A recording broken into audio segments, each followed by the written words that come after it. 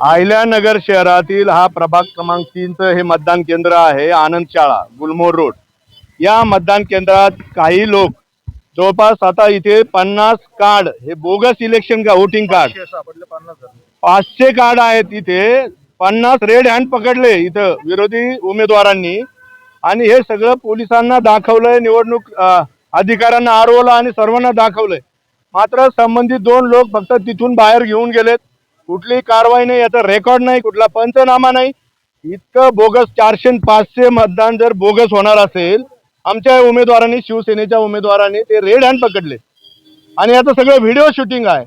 एवढं सगळं असताना जर त्यांच्यावर कारवाई करायच्या ऐवजी जे पकडतात, जे ही प्रक्रिया सुरळीत व्हावी याच्यासाठी प्रयत्न करतायत ते उमेदवार, त्या कार्यकर्त्यांवर जर दडपशाही होणार असेल तर मग कशाला घेता निवडणुका?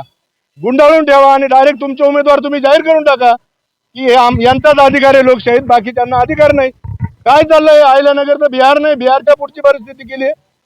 500 वोटिंग कार्ड बोगस आणि 1-2 माणसांकडे, हे अतिशय निषेधार्ह आहे। आणि या ठिकाणी जे चाललंय म्हणून आम्ही मागणी करत आहोत, इथे शिवसेना आणि समविचारी उमेदवारांच्या वतीने अशी मागणी करत आहोत की हे सगळे जे बोगस वोटिंग झालेलं आहे या ठिकाणी या सगळ्या कार्डच्या आधारे हे सगळं तपासलं पाहिजे आणि ते वोटिंग रद्द झालं पाहिजे। त्याच्यासाठी इथलं वोटिंग थांबलं तरी चालेल, पण अशा पद्धतीने बोगस वोटिंग करून जर ही निवडणूक प्रक्रिया पुढे जाणार असेल तर ती प्रामाणिक उमेदवारांवर अन्याय करणारी आहे, आमच्या शिवसेनेच्या उमेदवारांवर अन्याय करणारी आहे। आता ते पोलिसांचं काम आहे, पोलिसांनी त्यांना तपासलं पाहिजे। त्यांना रेड हँड पकडले, त्यांना पोलिसी काक्या दाखवला असता 1 मिनिटात त्यांना त्यांचं ते कोण आहेत, त्यांचे धागेदोरे कुठे आहे, त्यांचा आका कोण आहे 1 मिनिटात कळालं असतं।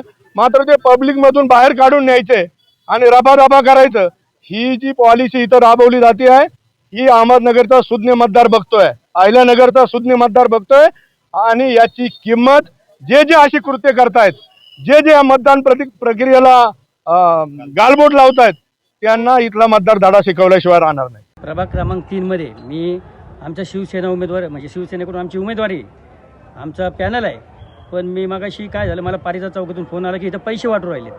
तर मी तिथं गेलो असता बघितलं तर मी 3 वेळेस तोफखाना पोलीस स्टेशनला फोन केला, 1 घंटा मी तिथे थांबलो पण कोणीही आलं नाही। त्यानंतर मी बघितलं की हे कार्ड एक जण खिशातून काढून प्रत्येकाला वाटत होता, तर मी त्याच्या खिशावर हात घातला आणि एवढे भेटेल तेवढे कार्ड काढले, पण तो पकडायच्या आधी तो पळून गेला। मी मस्त त्याची गचंडी धरली, ते सुटकलं त्याच्यातून। तर हे कार्ड मला एवढे भेटले आणि एवढं होऊन बी आम्ही ज्यावेळेस आतमध्ये निवडणूक अधिकाऱ्याकडे राहिलो तिथं तर ते नव्हते, ते म्हणले हे आमचं काम नाही, हे पोलिसांचं आहे। तर आम्ही 2 जणांचं कार्ड तिथंच लगेच अजून पकडलं। तर त्याच्यामध्ये काय झालं, ते त्यांचं कार्ड घेतलं आणि त्यांना विचारलं की बाबा तुम्ही कुठं राहता, त्यांना पत्तासुद्धा माहिती नाही त्या कार्डवरचा कुठं राहायचा।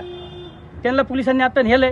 जर ही पोलिसांनी कारवाई नाही केली आणि निवडणूक अधिकाऱ्याला माझं म्हणणं आहे आणि नगरकार्याला माझं म्हणणं आहे की तुम्ही लोकशाहीच्या विरोधात हे जे लोक कामं करतात ह्यांच्या विरोधात झटून तुम्ही इथं जे इमानदार लोक आहेत त्यांना निवडून द्या, नाही तर आपल्या नगरचं वाटवच होणार, हे वाटवच चालू आहे।